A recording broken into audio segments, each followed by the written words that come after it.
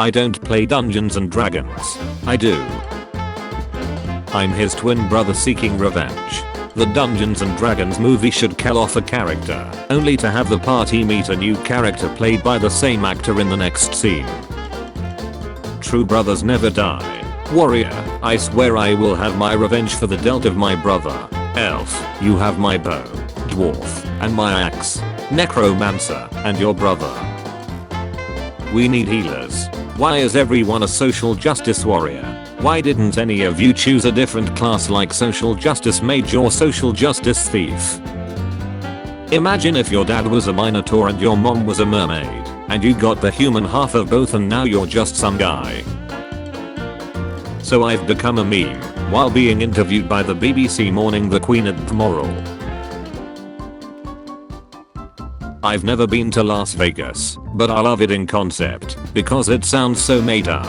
Imagine if you were reading a fantasy novel and they were like smack in the middle of a deadly inhospitable desert. There is a glittering city of indulgence and lawlessness and cheap sin that has specifically engineered itself to obfuscate your sense of time and keep you there as long as possible while they take all your valuables. You'd be like, yeah, that's some wizard shit.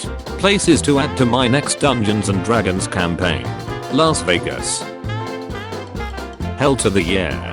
I'd love to play Dungeons and Dragons. I've just never been able to find a group. We have 10 trillion dating sites, but no Dungeons and Dragons group matchmaking services. Yo. We need Tinder, but for finding a Dungeons and Dragons party. Change of pace. Player 1. I grew up in an orphanage. Player 2. The local warlord killed my father. Player 3. My mother sold my soul, so I have warlock powers. Dungeon Master. Okay. Player 4. What makes you unique? Player 4. I grew up in a loving home and think adventuring is really neat. My husband is playing Dungeons and Dragons with some friends and told me to come look at the cat who is sitting in a chair like a person. My husband handed him a d20 and said, sir, you have to roll a stealth check to convince the other party members you are a human, and the cat immediately batted the d20 and rolled a 14. The party cheered for him. The final human player joined the table and they brought out a whole extra chair so the cat could remain at the table. He's now the party's official druid and just canonically in wild shape all the time, and therefore unable to speak common. Monty Python and the Curse of the Nat One. Oh no, the new Dungeons and Dragons movie has too many hijinks and shenanigans. My brother in Christ, have you ever played Dungeons and Dragons? I once spent 2 hours trying to figure out how to open an unlocked, unguarded and non-magic door. My party once captured a thief, tied him up, cast a levitation spell on him, and dragged him around like a balloon. Everyone expects Dungeons and Dragons to be Lord of the Rings, but it always turns into Monty Python and the Holy Grail. Vampires who just use way too much 90s slang. Vampires who say boo I am when they get too excited. Vampires who mix all slang from the past 5 centuries mercilessly within the same breath and don't even try to stop it anymore. Unhand me, you egg snacking, lily livered, jive talking, wackadoo, foul-verlain. I bite my thumb at thee, you ugly mother ducker, so hasta la bye bye, daddy-o. My eyes are bleeding. Watch and learn. When the role player goes too far, spits mouthful of blood onto floor, you've become far more powerful since we last crossed paths.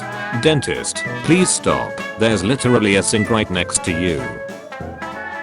Same urge here. I want to write a Dungeons and Dragons campaign, but just play it by myself and dungeon master myself. I have been informed that this is called writing a book. I wonder if there were a party of lizard folk.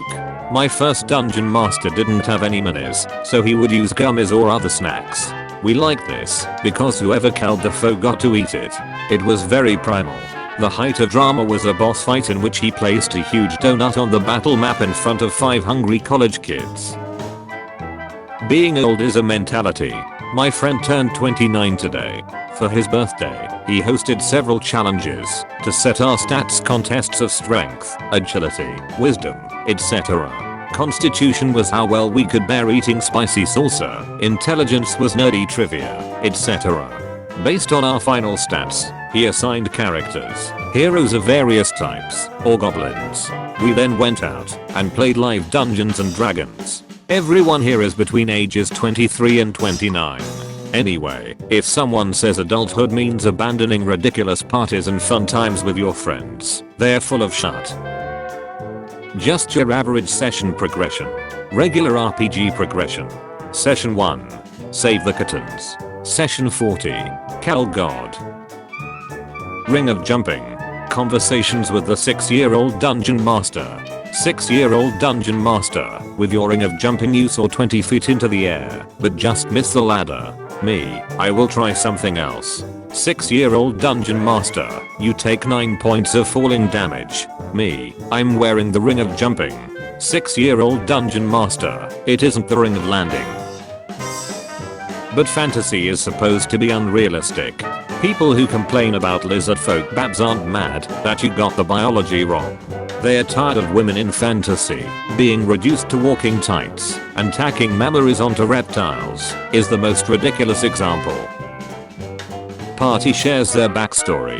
Veteran paladin, and that's how I lost my squad of warriors. Necromancer. Oh my god. That's terrible. Where? A player joining my group brought me this backstory. I was pleased. In my character's backstory, they've already felled armies, slain gods, and saved the universe. Of course, none of that has actually happened. They've just recently escaped a mental asylum. Legit never used it outside of Dungeons and Dragons. Me, a European who learned the Imperial system with Dungeons and Dragons. Americans who learned the metric system with dogs. Cleric, why are you at 0 HP after every fight? Barbarian, I paid for 200 HP. I'm gonna use 200 HP. Epic final battle. Give your players a disintegration gun. What it actually does is shoot people into the future. In the final session all the people they shot with it blink into existence around them at once. OP, please change your URL. Power of friendship. Playing Dungeons and Dragons with 9-year-olds comes in 2 flavors. 1. Trying to find ways to resolve things and make the zombie our friend. 2. Doing things that are recognized as war chimes. Me, buying dice at the game store. Clark, sure you only want the 1 set? Me, yep. It's got all of the 7 dice I'll ever need for Dungeons and Dragons. Clark, okay then. Under their breath, see you soon. Me, what? Clark, what? Write that down. Write that down. Wait, if vampires don't need air, they would be awesome scuba divers. They could just wear a backpack full of rocks and walk on the bottom. And if they dive deep enough, light won't even reach down there. Like, aquatic vampire covens at the bottom of ocean trenches. Don't underwater cave dive. Too dangerous. Why would I get lost and drown? No, ducking scuba vampires. Me, oh wow, this shop has everything my heart desires. Spooky shopkeeper, yes, I will warn you, every item comes with a price. Me, yes, I know how shops work. Spooky shopkeeper, the price may be more than you expect to pay. Me, yes, I know how US taxes work too. Shopkeeper, increasingly exasperated, I'm trying to tell you that I'm evil and offering these wares with no regard for the harm they will do. Me, also increasingly exasperated, I know what capitalism is too, goddammit. I wish I paid more attention in geometry. Me at 15, I'm never going to need Pythagoras theorem in real life. Why am I learning this? Me at 27. So if the cleric is 30 feet in the air and his allies are 20 feet away, but on the ground, can he reach them with bless? Usually right after I roll some dice that didn't matter. My favorite type of RPG puzzle is one that I, as the dungeon master, don't know the answer to, and I'm just waiting for them to do something entertaining enough for me to say yeah, that does it. This hurts. Sometimes you gotta mix it up. Dungeon Master. Lastly, we have Jake. Who are you playing? Jake, I made a human fighter. Dungeon Master. How original. Alright, so you all are greeted by a nobleman who? Jake, is he a human? Dungeon Master. Yes, actually. Jake, oh shut. Go time already. I fight him. Dungeon Master, that's not Jake dealt to the human. Thinking your Dungeon Master is doing a terrible French accent. Thinking your Dungeon Master is doing a perfect accent for the city the non-player character is from, and that it sounds a bit like French. Would you ladies care for a dance? Ooh, no. Get away. But he just rolled a nat 20. In spite of the memes, a natural 20 does not count as an automatic success on any roll outside of combat. The difficulty of a skill check may still exceed 20 plus your skill modifier. In this case, no means no. When your 3rd grade puzzle stumped your players, so you just decide to roll with it. Guess the number I'm thinking of. It's between 1 and 3. 4. It's between 1 and 3, not including 1 or 3. Is he right? Yes, the number I was thinking of was the letter M. When your new party spends 20 minutes ARPing getting to know each other around a campfire with no input from you as the Dungeon Master. Chaotic good in a nutshell. Great. Who are we helping? I won't do chime. That's a rule. But that rule is negotiable if the chime helps people. Gonna ask 4 separate girls on dates to the same place at the same time, and then when they arrive and realize what has happened, I'm gonna come out and try to talk them into playing Dungeons and Dragons. Used to be a good group, had a human, an elf, and a dwarf. Now you got all of these weirdos. Half devils and cat people. 8-foot tall birds. Don't forget shapeshifters. They're the worst. I'm running a Dungeons and Dragons campaign with my siblings and mom, who are all big Mythbusters fans, so obviously I made Jamie Hyneman and Adam Savage non-player characters. Adam is a human and Jamie, Jam 13, is a robot. Adam claims to have built Jam 13 and is not satisfied with his inability to emote properly, but is very satisfied with his walrus-like facial hair. Jam 13, however, claims to have grown Adam from a test tube and named him after the biblical figure and says he is clearly a very primitive approximation of a human being. Insight checks on who is lying are useless because both of them fully believe they are telling the truth. You're doing the God's work, my dude. Barbarian 19 or Bard 1. Learning how to play Mary Had a Little Lamb. Please don't make fun of me. Brennan Lee Mulligan was right. The true villain of Dungeons and Dragons is, and always will be, capitalism. Every time you call for a dealt saving throw, ask the player for a memory that flashes before their eyes. Keep them involved in the battle. I'm convinced that crochet and knitting is witch's bulk magic. My wife does that stuff. She sits there with 2 magic wands, performing complex movements while chanting and cursing, looking at a spellbook, and then blanket witchcraft. It's occurred to me that bingo night or bridge night at the senior center will probably be Dungeons and Dragons night when we get there, and now I'm ready to retire. Mood. Dungeon skeletons. There's so many cool weapons here. I mean, look at that shot. What are you gonna use? Rusty iron spear. Nice. Other warlock backstories. I sold my soul to gain power. My warlock backstories. It's not the most ethical move in the world, but in a pinch you can hand off a cursed object to basically any baby. Concept. Someone tries this trick with a cursed hairpin or some bullshit, but the malevolent old woman whose spirit inhabits the object instead grows very fond of the baby. Now, the parents not only have to deal with the child, but the blood-soaked, horrific specter that plays games with the baby and rocks it to sleep from beyond the grave. My working title is Scary Poppins, and I accept no criticism. Dungeons and Dragons is such a powerful game. It can make a 6'3" man blush like a cherry when he pretends to kiss his wife's pretend character. Dude, he was 17 different shades of red asking to pretend kiss his wife's pretend character. This man has dated, married, and fathered a child with this woman, and yet he's like, what if we kissed and held hands? Paladin, I'm no killer. Rogue, you just decapitated. Paladin, I simply sent him to God. Rogue, yeah, that's still mere dear. Paladin, If God thought it unjust, then he would resurrect this man. Rogue. Has that happened yet? Paladin. No, which means I'm doing a good job. Our dwarven engineers came up with a new armor design protecting against the typical injuries sustained by warriors returning from battles in the netherworld. Cleric. How are you guys doing? Rogue. I'm at 7 hit points. Dungeon Master. In character please.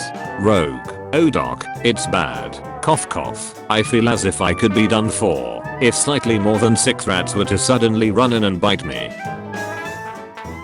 My computer started giving me side quests. Error. An error occurred.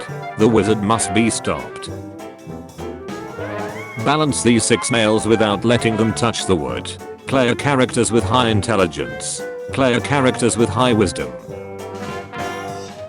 Calling your party members by their real names. Calling them by their character's name for immersion. Calling them by their character's name because you can't remember their real names. Dungeon Master. Because you offended her, the Warlock's patron curses you. Paladin. Crap. Dungeon Master. From now on, your Find Steed and Find Greater Steed spells will only summon Lady Marshmallow. Paladin. What? Casts Find Steed. Rogue. Do you play any instruments? Bard. No, my art form is miming. Rogue. How is that useful? Bard. Miming a wall in front of himself. Try to walk through this. Rogue. Hitting the invisible wall. What the duck? Bard. Mimes loading a gun. Rogue. Screams. Dungeon Masters after an accidental total party kill. I won. Wait a minute. I'm not supposed to win. Let me see the script. Medium difficulty encounter. When you get the party to draw their characters, but everyone has different art styles. The Dungeon Master says the witch's curse has trapped you wild shaped as a cat. The Dungeon Master assures you that you are very fluffy and the party got treats at the last town. Quick, the Stranger Things fans are asleep. Let's think of a way to be welcoming and help them have fun, because we aren't gatekeepers. If you have billions of dollars, it shouldn't be a chime to steal from you.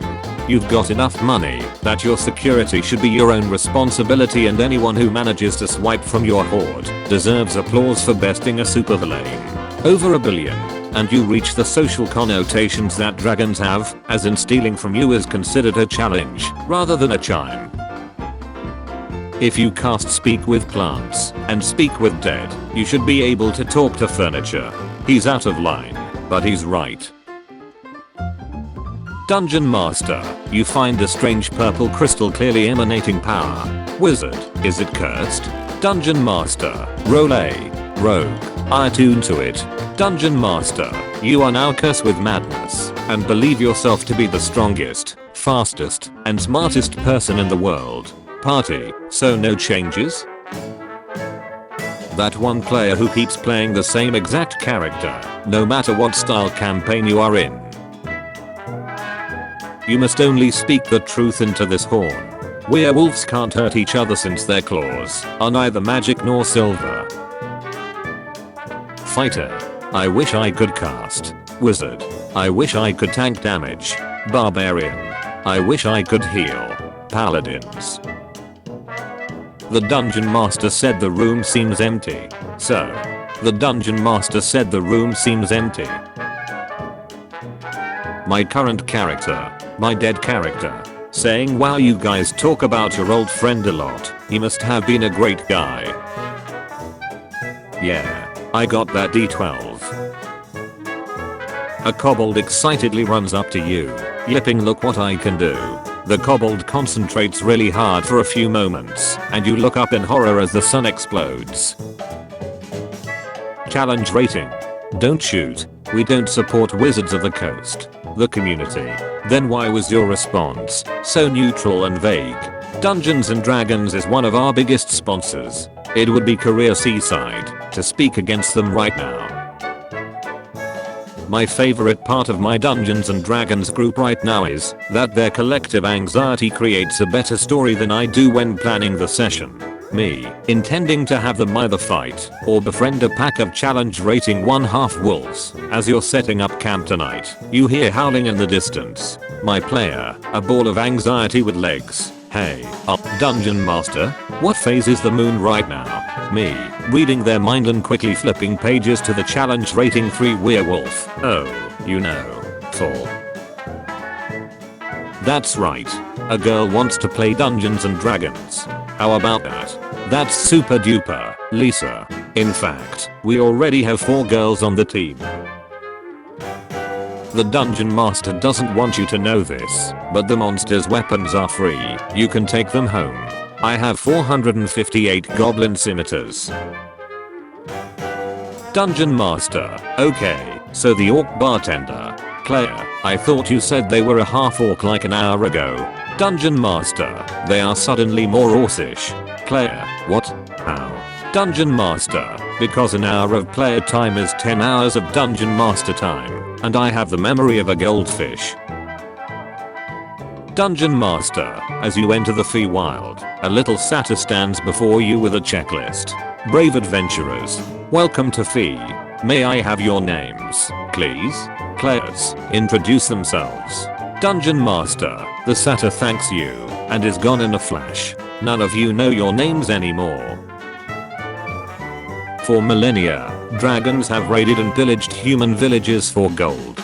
Lately, however, they've heard of something called wages, where humans will just give them gold for doing jobs.